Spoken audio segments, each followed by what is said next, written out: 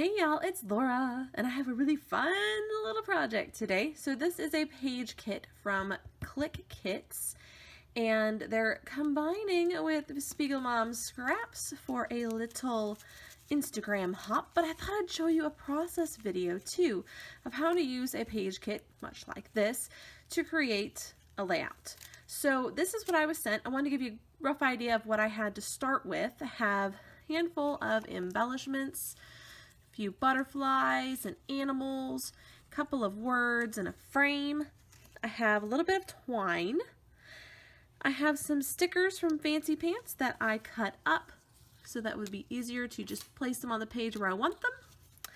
And then this was a small piece of paper and I cut it into pieces to make it a little easier to use. Then I have one wood veneer. I have the Spiegel Mom scrap sequins that go with this kit and are exclusive for Click Kits. A few labels. A little bit of the Casey thickers, K-A-C-I-E, and look how pretty! They are foam, which is my favorite. Love these little gold leaves especially, those are cute. And then I've got a tag. I've got this little piece of paper here, which I'm going to fussy cut out those words. I've got these two 12 by 12 pieces of paper from the Whimsical collection by Paige Evans. And here's the back, that one.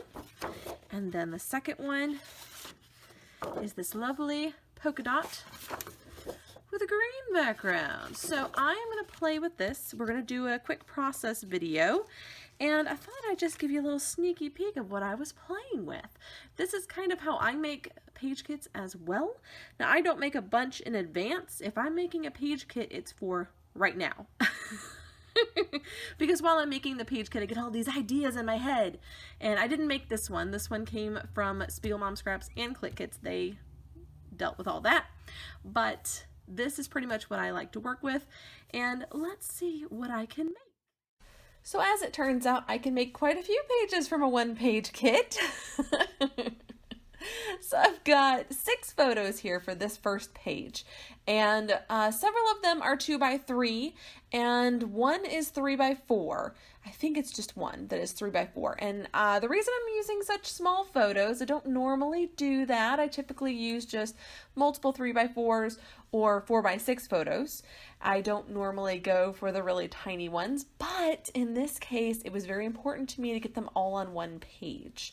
I'm working on a very special album, and I'm trying to maximize the space in this album.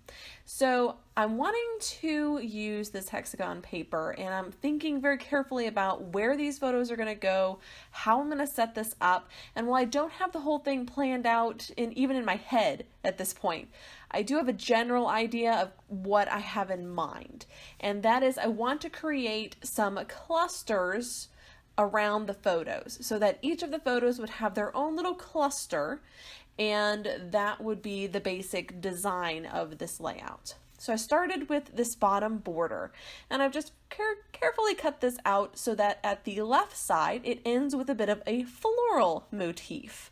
And I'm thinking that looks really cool. I love that. And that ends up coming into play on another layout, which you will see very soon. Did cut off the border strip from the second piece of paper to add a little green strip across the bottom, and that is just to create a bit of a grounding spot. Because there are so many different colors happening on this one strip of paper, I want to have a grounded color underneath that just makes it easier for me. It's a border, it's an ending place, and I do like that on my layouts. So this is more or less where these photos are going to stay, and they're not just going to be floating up in space. I am going to find a way to tie them into the border at the bottom. I knew I wanted to use a lot of these frames, which is why I cut these down or printed them down to 2 by 3s, is because these frames are pretty small. They're about a 2 by 2. And so that was the purpose in cutting or in printing those photos so small, was they'd fit in the frames, and at least some of them would. So I'm playing with those frames, and I do want to incorporate as many as possible because frames are something that I know that if I put it in my stash, it's gonna sit there. They're not my favorite embellishment. I don't mind them. I don't dislike them, but they're not something that I reach for often. So I figure go ahead and use them up first. Now, this is where I got really excited. I start flipping through the word phrases from that long strip of paper, and I started subconsciously coordinating the colors. And I thought, oh, I could do a bit of a rainbow effect here where I have clusters of just one color or one color tone. So I've got a green section up at the top left. I've got a darker pink at the bottom left. And then I have a blue, a purple, and kind of a peachy pink. And this combination of colors works really well with this collection because these are the main colors in the collection. So I'm able to find embellishments that go really well with each of these coordinations of color. And my plan is to just do big clusters behind each of the photos or around each of the photos. So each photo gets its own cluster that is color coordinated together. And first thing I'm going to do though is I am going to cut open those frames. I want to use the frames as frames. And so to do that, I am going to have to remove the center. And while I will repurpose some of those centers as embellishments, some of them I won't, and that's okay. I can find other uses for them on future layouts. So this is going to happen for every single one of these frames. I'm going to cut them all out. I'm not going to make you watch me cut them all out, but that's how I did cut them out, is just with an X-Acto and one of those stitching pads. You'll see that pop out again in just a moment. But I'm going to cut some of them into circles and make them work as embellishments too, because I don't want to waste any of this kit. I like to stretch my embellishments as far as I can. And I really like to make my kits go as far as possible. I like to use them until they are dead. And that's exactly what I wanted to do with this little page kit. So I've now cut out the peach one. I'm going to set my photo behind it and then cut down my photo to fit perfectly inside of this tiny frame. Now, like I said, I don't use frames terribly frequently, and I really don't use tiny photos very often. So this was very much an experimental page for me, and I was very excited to be trying something new. I also don't normally do these color coordinated clustering things either. So this was a lot of fun, and when the idea came to me, looking at all of the pieces in this kit, I was like, oh, how cool would that be? Because I've not done that before. Now on this larger photo that's not going to fit inside of the frame, I decided to cut the frame in half. And then I'm going to take each piece and use them on opposing corners. So the bottom left and top right. And that is going to just create a photo corner type of effect. But first I'm going to mat it on this polka dot paper. That's right, this polka dot paper is coming out and getting used on this layout. And I am not really thinking about what I'm going to do with the next layout. I'm not really worrying about that when I create. I can come up with solutions in the future. In other words, that's future Laura's problem. Making what is left work is future Laura's problem. So now that I've created my clusters, I've got my frames prepared, I've decided to go ahead and start cutting out of just a couple individual hexagons from this paper that coordinate with those clusters. So I've got some green pieces to go up into the green cluster. I'm going to cut some peach colors to go into the peach cluster, etc. And each of them will have a couple of hexagons mixed in. Now, I will tell you that I'm not a huge fan of the floating in space design on scrapbook layouts. I do it occasionally if it's a full-on focus in the center, but with this type of layout where I've got a lot of things going on, I am going to be looking for a way to connect all of these clusters to my border at the bottom. And the way that I'm going to do that is by using those hexagons. I'm going to create a little chain of them behind each of the photos that connects back down to the border at the bottom. And I think this helps it have more cohesive feel to it. It definitely makes a better flow for the layout. Your eye is automatically led through the chain of hexagons to each cluster. And that allows you to see the details and all of the beautiful pictures individually and not be overwhelmed by the many pictures in the layout. A lot of times when I see layouts that have a lot of photos on them, they can be a little overwhelming to the eye, especially if they have a lot of different colors happening at once. They can be even clash with each other. And I think it's important to think about that when you're putting your layout together. Yes, these pictures may all be from the same event, but if the page is overwhelming to look at, most people are going to flip through your album and just sort of skim. So it is something from a design perspective to think about, but if that doesn't matter to you, that's okay too, because there is no wrong way to scrapbook. So I'm going to start and add these pieces together, trying to create a design that connects the hexagons in the clusters to the hexagons on the bottom. And at first that was a little bit tricky because I'm recognizing that the hexagons at the bottom have a flat top. And some of the ones I had set up at the top of the page had a pointed top. And it wasn't until I realized that I was able to make it come together. Another thing I have to think about is some of the hexagons that I cut out of the paper were from the edge. And so they aren't full hexagons. So I had to be a little bit aware of what pieces had what edges and just kind of working with what I had. So it doesn't stay perfectly true to the design at the bottom, but it does create that chain, that connection all the way up to the top.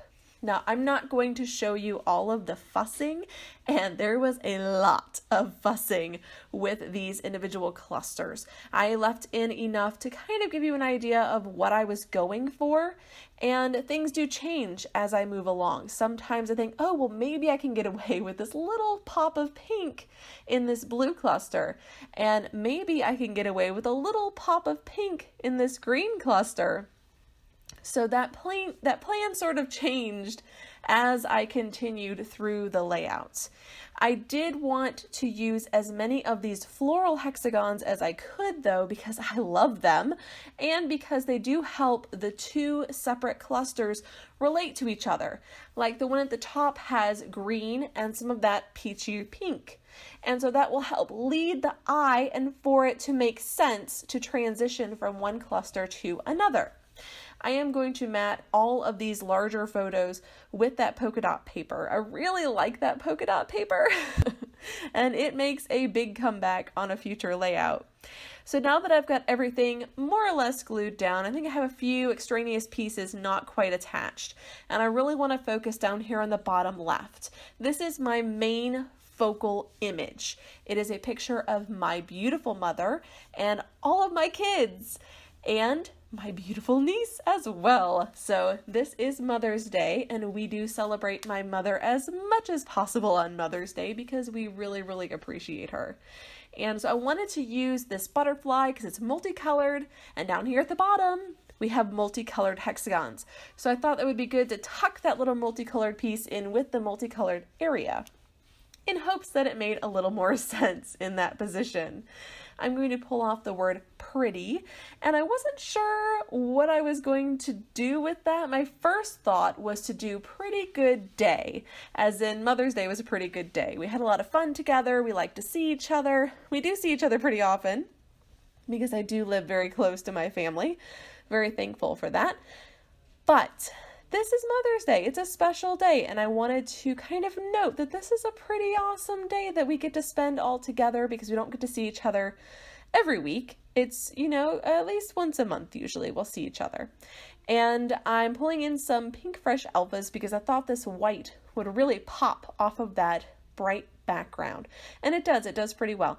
But as soon as I got happy on here, I recognized that I didn't have the letters for day. I didn't have any more Y's. And Y is a letter that is rather tricky to make from other letters. And so I changed it to This Pretty Happy Life, which is a very long title. But I think it also illustrates beautifully that my family is a wonderful part of my life and one thing that I'm very thankful to have in my life. Now I did move Pretty down to make room for this, just because Pretty Happy Life in my head didn't make a whole lot of sense. And I thought, well, I could put a Pretty Happy Life, and then I settled on this Pretty Happy Life, and I'm happy with that. I'm pretty happy with that. So now I'm bringing in my sequins, and this was a really fun detail that actually came to me while I was creating the layout. I wanted to include the sequins in an obvious way because I'm on the Spiegel Mom Scraps design team. The sequins are kind of my game. So what I decided to do, and I thought this was pretty cool, was to fill in some of the partial hexagon areas where most of the shape has been defined by other hexagon pieces, and I'm just going to fill in the rest with sequins. So I'm adding a whole lot of glue for my tonic glue pen and then adding in those sequins, and I'm being pretty random with them. Most of the sequins are white, and so they kind of blend in with the background, and I'm okay with that because this is not a main design element. This is just an embellishment. So I don't feel the need to make it so obvious that those sequins are there. It's just a fun little embellishment idea that I thought, let's try it. Let's see how it looks. And if it doesn't work, oh well, we'll cover it up. So I'm going to make several of these little sequin-filled partial hexagons around the page in any areas that, like I said, are well defined by the pieces around them. And I think this gives the page a lot more texture and a little bit more interest, because otherwise it's all paper. I don't have a lot of other things happening here. There's no wood veneer, there is no doilies, nothing. The only texture on here is the paper. And so I thought this would be a nice way to add in something a little bit different, something that might catch your eye a little bit and go, oh, hey, that's kind of cool. And that was the full intention. So I'm going to add them, like I said, in just a few little places, especially up by this little fox. And let me take a moment to point out that I used that little fox and the red bunny. I rather impressed myself by using those animals on this layout because they have nothing to do with these photos. However, I found with color blocking, I was more comfortable with popping in those random animals because they sort of blend in to the color blocks. And I thought, I had this like epiphany, and I'm like, oh, that's how I can use these random bits of ephemera.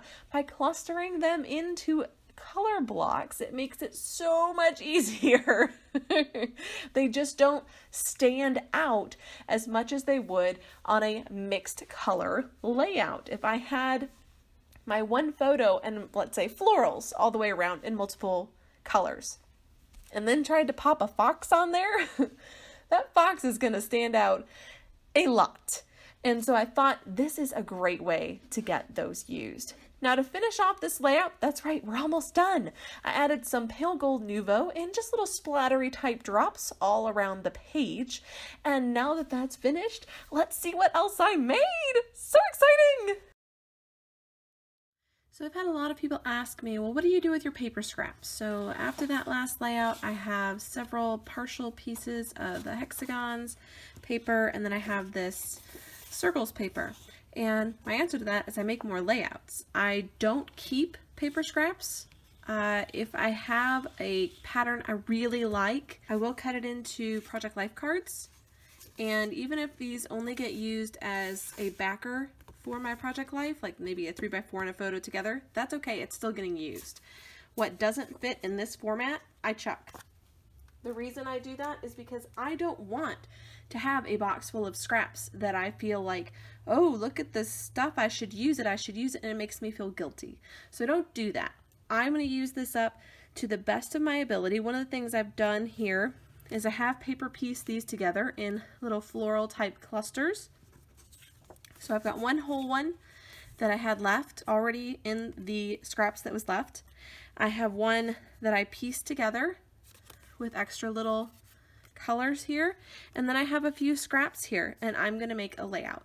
And then I'll show you guys how I made, not how I made the layout, but I will show you the layout or layouts that I make from these scraps right right now. Okay, here's what's left of my page kit here. I've just got this one little bit larger scrap, one tiny scrap. I'm not keeping this. I'm throwing this away. I have about half of the bag of sequins. The wood veneer was just a little too chunky to go on the one layout I thought it fit on. And then one piece of ephemera left, and I'm just not a bird person. Few of these words cut up still to use, but I still have more of this collection in my stash, so I'm probably just going to add those to that. That's it. What else did I make? I made this lovely layout with some shaker pockets for Spiegel Mom Scraps design team. I made this 6x12 layout with the scraps left over, and it's kind of cool. Added some sequins for just a little bit of interest, a little bit of texture on there. And that's it. This little page kit is dead. So I really enjoy working with page kits when I don't have a full kit to work with. It's nice to dig into your stash and pull out a few things. This one was provided to me by Click Kits and Spiegel Mom Scraps, and I had a blast with it. 2 pieces of paper, a handful of embellishments, 3 layouts. Ah! Thanks so much for joining me, you guys, and until next time, bye!